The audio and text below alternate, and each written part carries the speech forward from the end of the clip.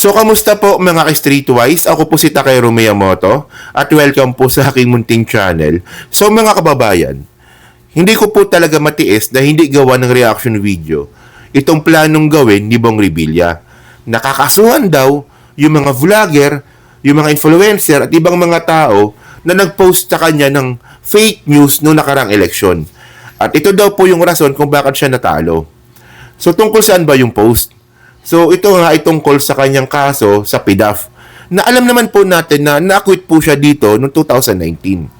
Pero pinagpuputok talaga ng butche ni Bong Revilla na may nagkalat daw po ng fake news niya, sabi niya, na hindi pa raw niya binabayaran yung 124.5 million na sinisingil sa kanya ng Sandigan Bayan regarding nga po dito sa PDAF. Okay, so babalikan natin yan, no? And then, sino-sino ba itong mga tao po na to na posibleng kasuhan ni Bong Revilla? Okay, so bago natin pag-usapan yan, no? Nung nabalitaan ko nga po ito kahapon, so ang unang pumasok kaagad sa isip ko, si Kiko Pangilinan.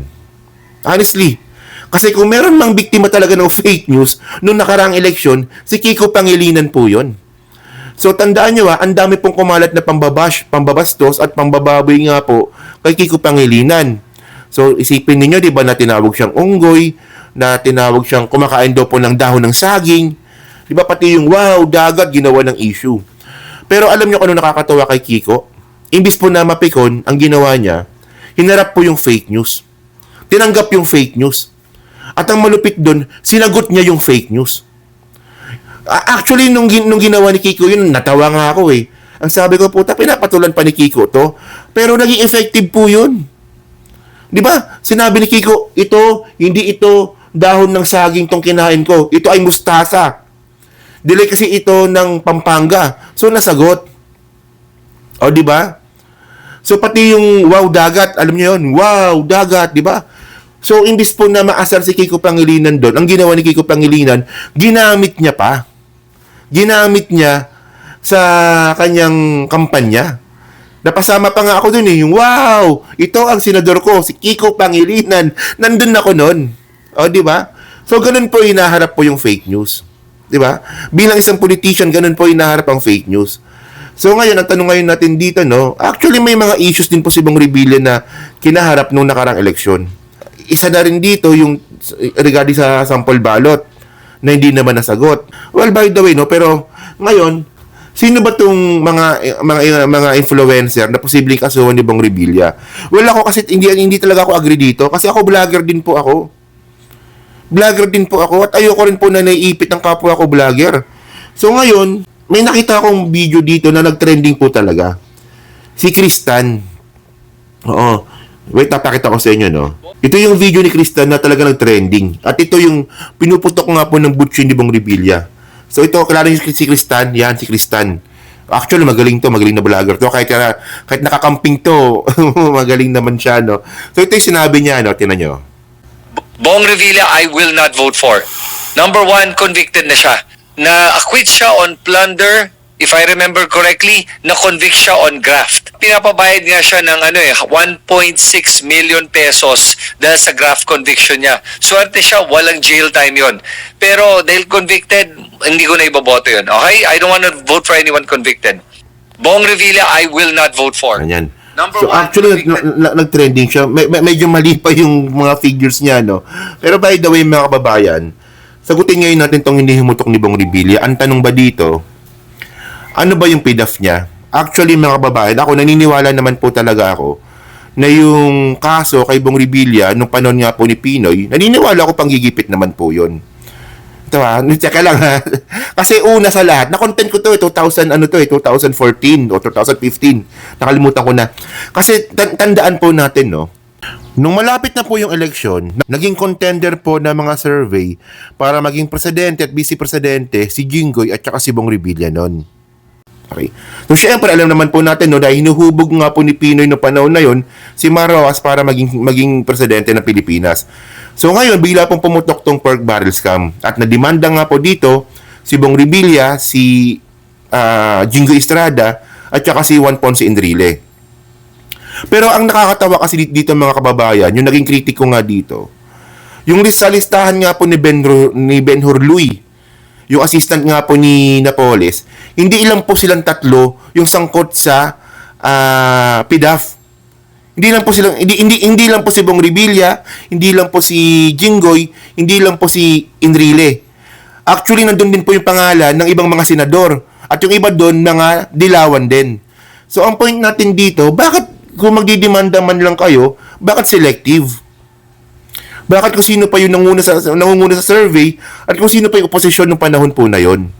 O ngayon, so eventually, no, kung may link papakita ko dito para hindi tayo mag-fake news, no? So eventually, nakasuhan na nga po sila at nakulong si Bong Revilla, si Jinggoy, nakulong din, tsaka si Enrile, hindi siya nakulong. May edad na nga kasi, di ba? So eventually, 2019, na-acquit po si Bong Revilla. Acquitted talaga, wala tayong magagawa. Acquitted talaga.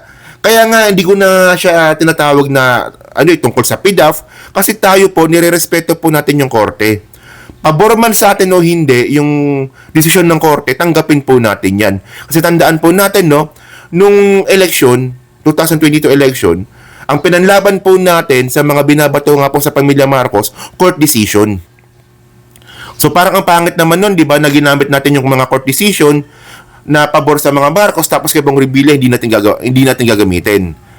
Kaya nga kung sinasabi nga nila na si Bong Revilla magnanakaw ng PDAF, may court decision acquitted Pero mga ka-streetwise, no, tandaan po natin, ito lumalabas na talaga to at ito nabalita po talaga ito.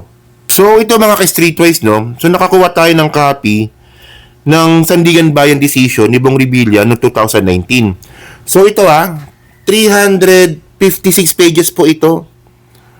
Sobrang, tapakita ko sa inyo. Ang haba nito. 356 pages. So, syempre, basahin po natin yung decision sa bandang dulo, no?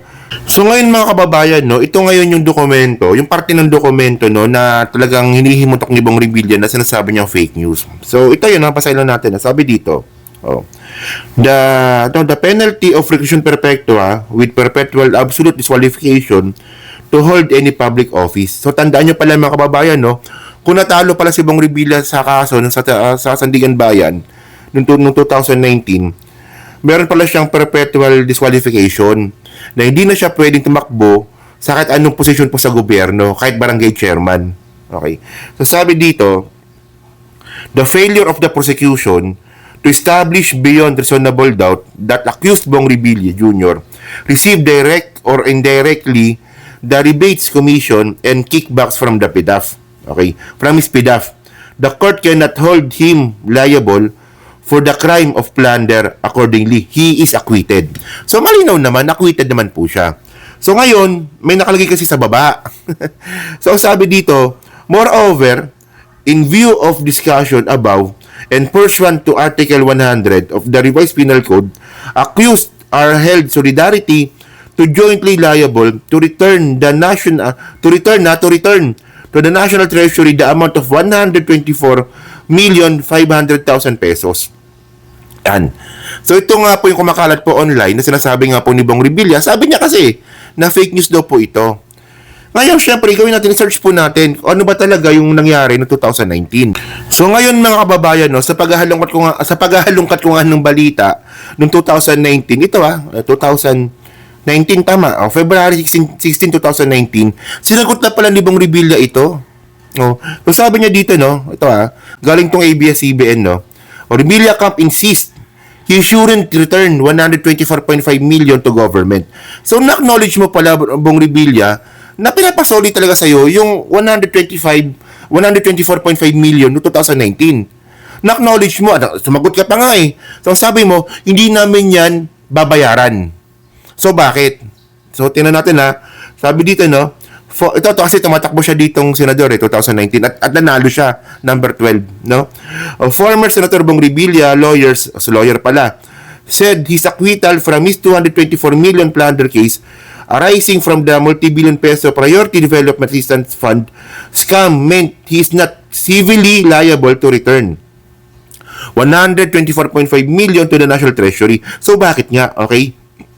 They quoted a part of the decision which stated that Revilla was acquitted as a prosecution failed to establish beyond reasonable doubt that he received kickbacks from PDAF. Okay.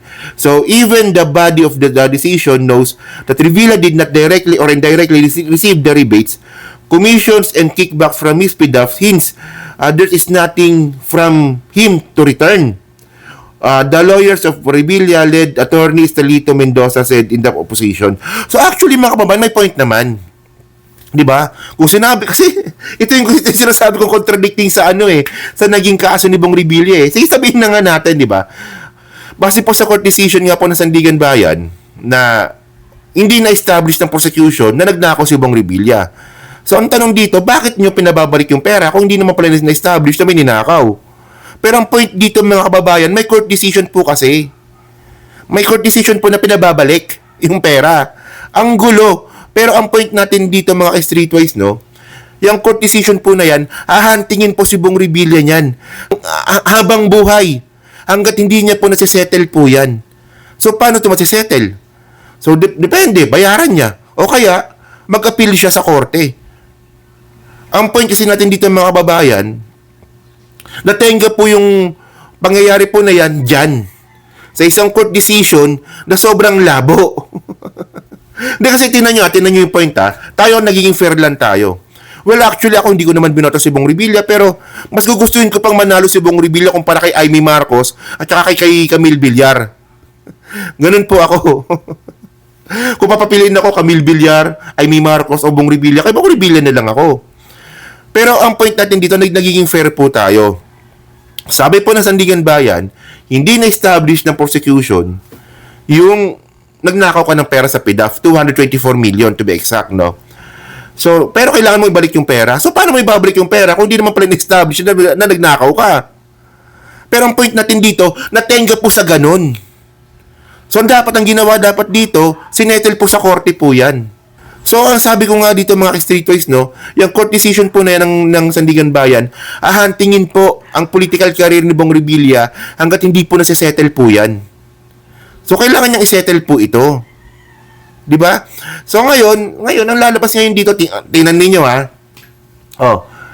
Ngayon, trending yan si Bong Revilla regarding nga po dyan sa pag-file nga ng kaso. Di ba? Pero, wag naman sana si Kristan. Kasi, di ko naman siya kilala personally, pero, syempre, kapwa natin vlogger yan. Kahit DDS vlogger pa yan, ayoko nung may nakakasuhan, na vlogger. Pero lang talaga kung fake news talaga. Well, pero kasi ang point natin dito mga kababayan, di ba? Ganun po talaga. Nung nag-trending nga ito si Bong Revilla, nagbabasa po ako ng mga comments. At sad to say, hindi po pumapabor ang comment kay Bong Revilla. Di ba? Kasi pag talo. Ayun talaga yun. Well, sabi niya naman, personal niya. So, personal niyang decision yun. So, ayun, ganun talaga. Kung personal yan, di personal. Ayun lang. So, kaya nung masabi nyo nga po dito, kasi hindi naman natin pwedeng tanggalin ng karapatan si Bong Revilla na magdemanda. Kasi nga, personal niya yun. Pero bilang spectator, at bilang political vlogger, ano yun? Di ba? Mapapatanong tayo Kung para sa'yo fake news yun, nung senador ka, medyo tahimik ka sa fake news, nung nabiktima ka sa akin nagsalita. Di ba? So, parang, well, this is politics, So yun, So, ano masabi nyo nga dito, So, pa-comment lang po sa baba at binabasa ko pong lahat yan. So, thank you mga kababayan. Kita na ulit tayo sa susunod nating content. So, salamat.